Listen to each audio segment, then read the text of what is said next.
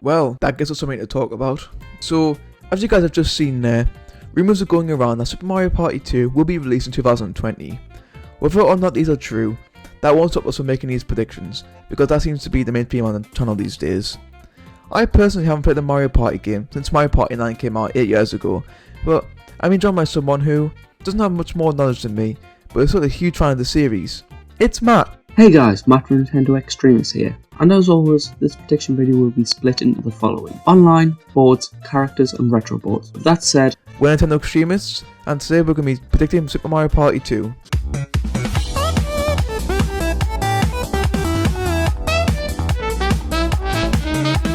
Before we get any further, we'd like to thank our friend Brandon for giving us this idea in the live stream we had. If you ever want to chill and talk to us, come along to one of our streams in the future.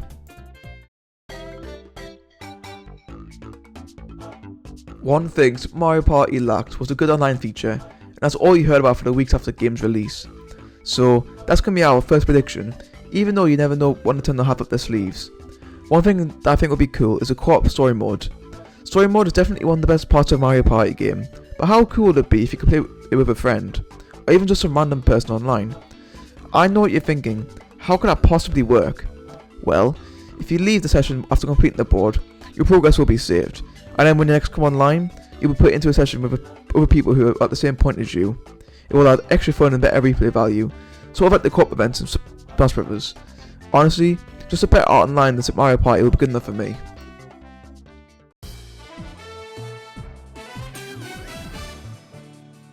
in Super Mario Party, the boards we got were okay I suppose, but Mega Fruit Paradise and Kamek's Tantalizing Tower were too small in my opinion, and weren't the most enjoyable for me. It sucks that half of the boards in this game were mediocre. Yes, there's only 4 in this game, the original Mario Party had 8, so for that alone me and Tom decided for a sequel there should be 4 new boards and 4 to 5 retro boards brought back, but we'll talk about that later. Tom will start off our ideas for new boards. One of the new boards I'm predicting is a port from a well-received Mario Kart 8 track, Ribbon Road. You have to agree with me when I say that Ribbon Road is definitely one of the best retro track upgrades we've seen, if not the best, and I think it can make for an interesting board design. And even if the board wasn't called Ribbon Road, it could be the bedroom that's in the background. Ribbon Road has so many features that can be implemented into a board. For example, the Woolly Yoshis can act as a gimmick. If you land on the green question mark space, a Woolly Yoshi can whip you and you lose 3 coins. Remember that glider section? Well, the last base will be a DK space, and there, DK will pick you up and throw you over to the next part of the board. In the background, the Mecha Koopas will be wandering around just like they do in Mario Kart, but won't be an actual obstacle, just a feature. And the shops will be like the crown cards that you see moving around. The second board we will be predicting is a Piranha plant piped board. We've seen pipes be used in interesting ways such as pipe maze from the original Mario Party, probably not a good example but we'll roll with it. Mini games like War Pipe Dreams from Mario Party 7, and Piranha plants have been seen all over Mario Party, so what's the best thing to do? Combine these ideas to create a board where you can pay free 10 coins to access a pipe that will bring you from A to B. This board could also be split into 2 levels, the surface which consists of the usual maze-like board design, to the underground which could take inspiration from tracks like Piranha Plant Pipeway from Mario Kart 7. On the subject of Mario Kart, make sure to check out our Mario Kart videos. We have a playlist dedicated to them, so you can check that out by checking the playlist on the Nintendo Extremist channel. Having events that may cause you to choose a pipe, and if you pick the wrong one then it could be your demise, making you lose a total of 10 coins, so make sure you pick the right one. However, there could be a more light-hearted approach like Wiggler's Garden from Mario Party DS. Like that board, there is a big piranha plant, so make sure to avoid going near him as much as possible. This board could take place in different parts of the garden, maybe the insides of a plant pot, or to the more weed-infested areas. Another board will be food related. I know, what a shocker, but guys, this isn't like the generic food boards you've seen in the past. This will only have savoury foods. Inside Guys Perfect Express, there's a kitchen carriage, and for some reason, that made me think of a food board. There was also a pizza minigame for Mario Party 9, which also contributed to this thought. Instead of the usual blue, red and green spaces, they'll be replaced by a blueberry, pepperoni and green pepper respectively. Wow, thinking of this makes me want to eat a pizza. I don't know about you guys. Obstacles in this board will include sharp knives, banana peels, and left out water. The board will be based on a wooden table. That's basically a huge chopping board. So instead of a cake or sweet food board, we'll have savoury food. Mostly pizza, but are you really going to complain? The fourth and final idea is a hotel board. In this board there are multiple levels from ground floor to the roof. The star can move from one floor to the next after required. There could be subtle references to the Luigi Mansion series, as the third installment takes place in a hotel. Maybe you could switch between a day and night filter. The nighttime hotel could be re-altered/stylized to look like Luigi Mansion's 3's hotel possibly. This would be really awesome. There will be an elevator located on each floor, and of course you use this to switch between the hotel floors. Potentially there could be a bad luck event where the person who landed on it gets stuck in the elevator and misses his next turn. Although that's a little unfair. More likely you'll have to use some of your coins to pay a little mechanic Toad to fix it for you, then proceed with your turn. We could get references to the amazing game Hotel Mario. Hashtag that game is trash and the CDI is equally as trash. Well, this wraps up our 4 ideas for potential boards for Super Mario Party 2. Let's move on to characters.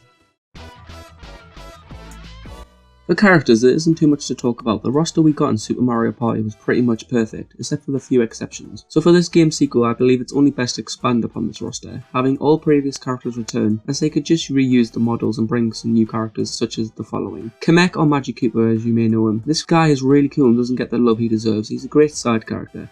Boom Boom because we got Pom Pom, and quite frankly Boom Boom is a lot cooler than Pom Pom. Spike because he's also a great little character. Birdo because we saw her in the first game and it's weird that she wasn't a playable. Funky Kong, out there when I know. Nintendo just doesn't like to bring him back, so it's about time they do. Hashtag justice for Funky Kong. Nabbit, as I like his design and he should be in more games, full stop. And well, I guess Toad, not because I like him, just surprised Nintendo didn't try to shove this annoying piece of shit into a game again. Well, now that I've got that out of my system, Tom's turn. A running theme of Mario Party games is the crappy rewards you get after completing story mode. In Super Mario Party, all you got was a crown, so why can't you get more stuff? One idea I've got is that you can unlock a character after completing each board. The characters won't be random like in Mario Kart 8, so there will be an actual set list. Another idea is unlocking some retro boards after completing story mode. We'll get onto those later. Finally, you'll unlock some more minigames, after playing through every minigame at least once.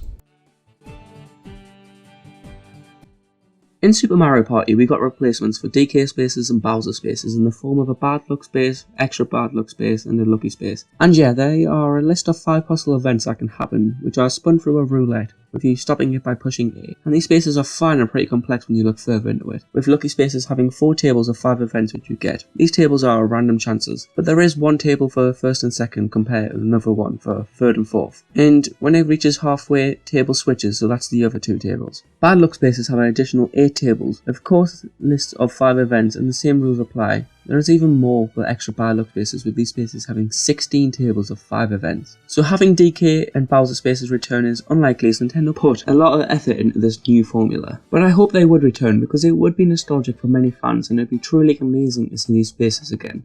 They are missed. Something that I think would be really cool is some retro boards. Mario Kart has been bringing back retro tracks since 2005, so why can't they do the same thing in Mario Party? Like I said earlier, you will unlock these boards after completing the story mode. Since we predicted 4 new boards, we're also predicting 4 retro boards. Here's a list of a few retro boards that we think could be brought back. Check out Pelex Express, Koopa's Tycoon Town, Waluigi's Island, Sweet Dreams, and Clockwork Castle. Some of these are fan favourites, while others are our personal choices. And there you have it. What do you make of our predictions? Do you agree or disagree about choices? Leave a comment down below with your predictions. If you enjoyed this video, leave a like. If you are new, feel free to subscribe so you never miss a future video. Also, turn on notifications so you get notified the second we upload. When we have been Nintendo Extremists, and we'll catch you next time.